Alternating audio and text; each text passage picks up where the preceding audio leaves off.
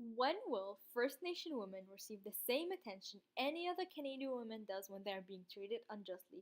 When will they finally receive the justice and acknowledgement they deserve? Aboriginal women face life threatening, gender based violence and experience violent crimes on a daily basis. Why? Because as Aboriginal women, they are often seen as less than, disposable humans who are not seen as worthy of respect. They are often easy targets because of the racism, sexism, and discrimination they experience, the social and economic marginalization of Indigenous women, along with a history of government policies that have torn apart Indigenous families and communities, has pushed a number of Indigenous women into dangerous situations that include extreme poverty, homelessness, prostitution, and death.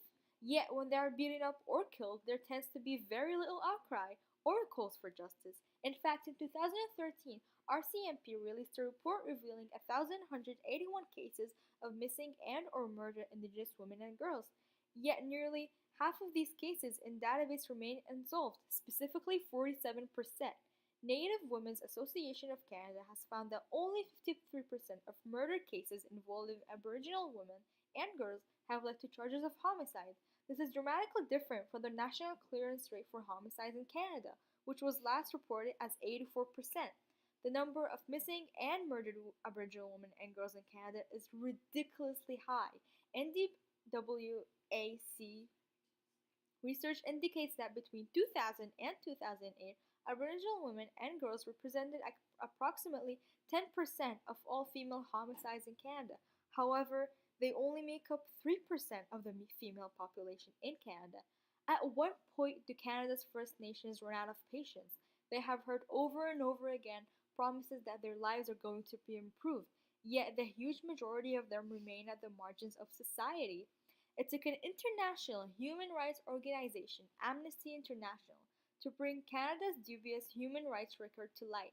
Amnesty's 2004 Stolen Sisters report says that Canada's officials' failure to respond quickly and appropriately to threats to Aboriginal women's lives amounts to a failure of the state to live up to its responsibility to prevent violations of women's fundamental human rights.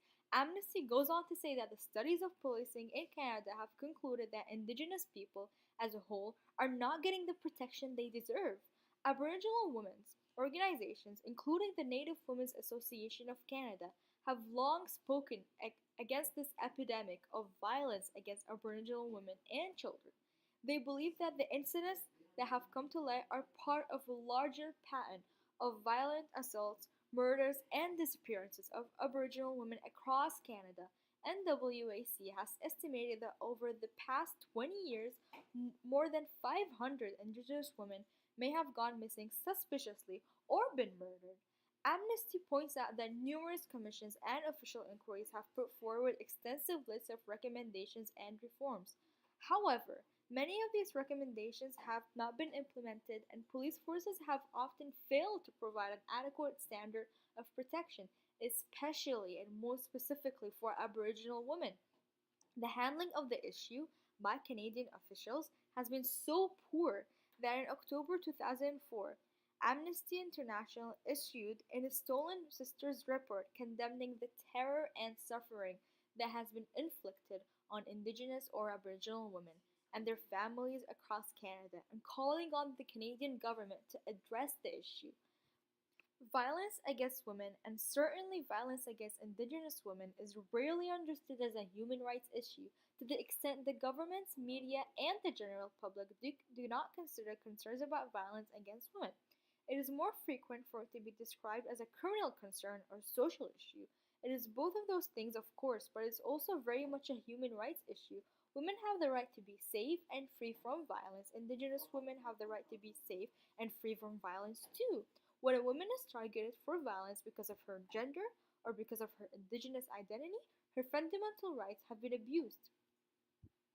And when she is not offered an adequate level of protection by state authorities because of her gender or because of her indigenous identity, those rights have been violated.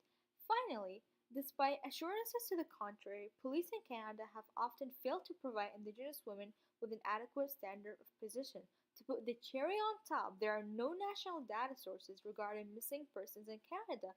This makes it difficult to look at the issue of missing Aboriginal women and girls in comparison to other missing women. The Saskatchewan Association of Chiefs Police is perhaps the only policing body to publish statistics on missing persons. It reports that almost 59% of missing women and girls in Saskatchewan are of Aboriginal ancestry. This relates to the call of action number 39, which states that they call upon the federal government to develop national plans to collect and publish data on criminal victimization of Aboriginal people, including data related to homicide and family violence victimization.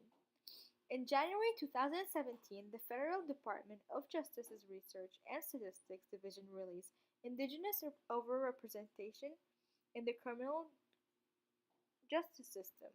But what about the data about the missing and murdered Indigenous women? Why are they not being acknowledged the same way any other woman in Canada is acknowledged when she is being treated unjustly?